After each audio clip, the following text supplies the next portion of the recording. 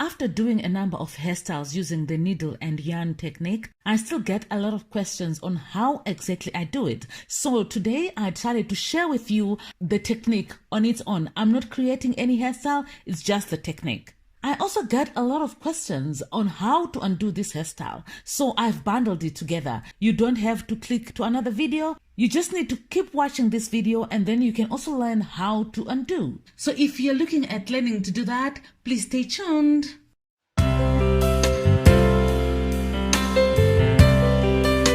Hi, my name is Eve Mafupa and I am so glad that you're here. If you're not subscribed, make sure you subscribe and hit the notification button so that you don't miss any of the videos that I post on this channel. And if you are an oldie and a returning viewer, thank you so much. I really appreciate you. So let's jump right into this tutorial. So I am only doing that section. I am using the Nashe Organics leave-in conditioner to hydrate the hair to make sure that it's moisturized and it keeps the moisture.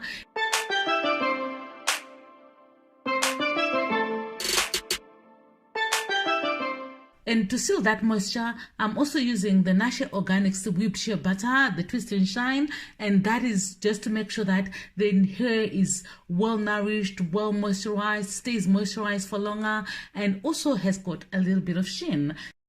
So now the stitching process. I'm using knitting yarn and it's in 3-ply. I'm using a colored yarn so that you can see exactly what I do. And that needle is a big needle, a yarn sewing needle used for sewing jerseys and all that kind of stuff. And also it is very blunt. As you can see, I have put the other end of the thread into the hair and then now I'll start threading. The first time I go right through from one end to the other end of the section and then bring the thread out. The next time I am ending only on the middle of the section, but I want to miss that yarn so that it doesn't go on top of the stitching but under the stitching. So that's why I'm missing the yarn as much as possible. And then now I am just going in from one side and then coming out right in the middle and then in from the opposite side, coming out right in the middle. Tip number 1, make sure that the parts are very clean. Clean parts make for very neat needle and thread cornrows, so make sure that the parts are very clean.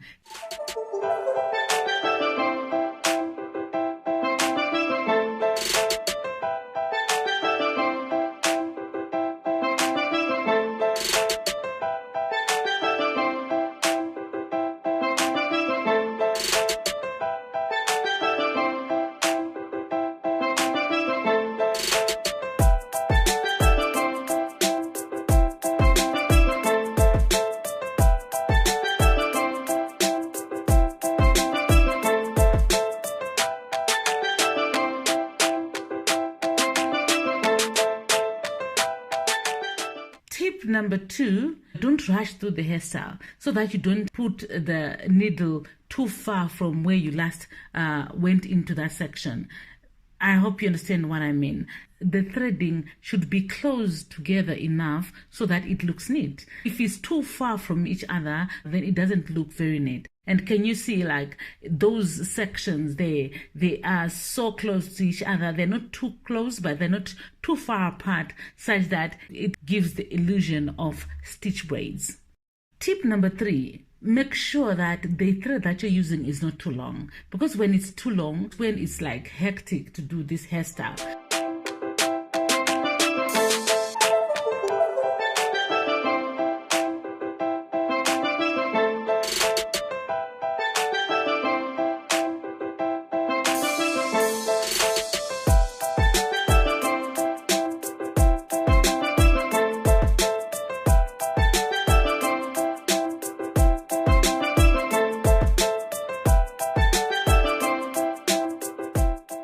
Well, after this, I'm sure you can do this hairstyle easily. I will try and show you how I do it on my hair, but when it comes to doing it on someone else, this is basically everything. And you can wrap the yarn around the end there so that you can finish it off nicely. You can also do a braid if you know how to braid, or a twist, but I prefer just to wrap the yarn around the end there so that I can finish it properly. So that's it. This is everything that you need to know when it comes to the needle and thread cornrow technique. So the undoing.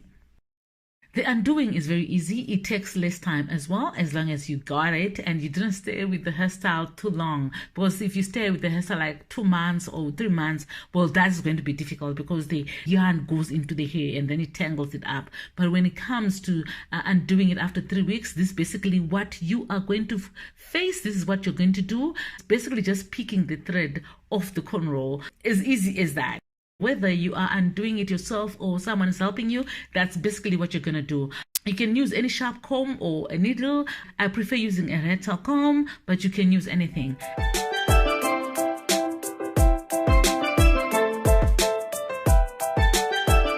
Here's a tip. When the thread gets too long, then you can just cut it off, and then you are now dealing with a shorter piece of thread, which is easier to undo, and then you can continue undoing.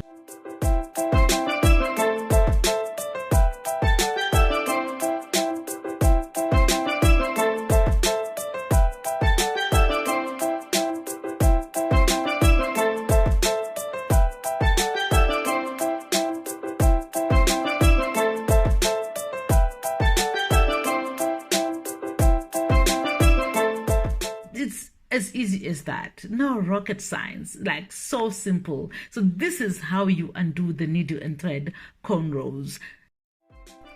Was this video of any benefit to you? If it was, please give me a thumbs up, and if you're not subscribed, make sure you subscribe and hit the notification button so that you don't miss any of the videos that I put on this channel. Please comment below and let me know which videos you want me to do more of. Otherwise, thank you so much for watching. I will see you guys in the next video. God bless you. Bye.